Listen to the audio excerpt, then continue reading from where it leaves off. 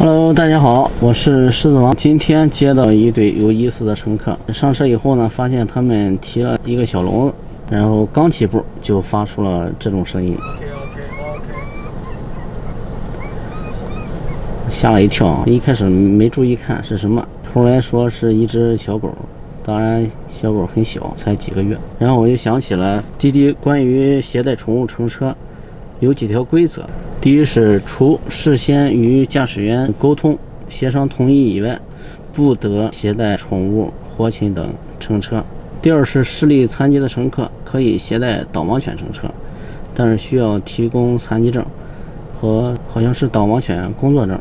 第三，乘客携带宠物乘车时导致车辆污损或其他损失的，需承担赔偿责任。还有就是携带宠物或导盲犬乘车的，不得选择拼车。幸亏这一单这个小狗比较小。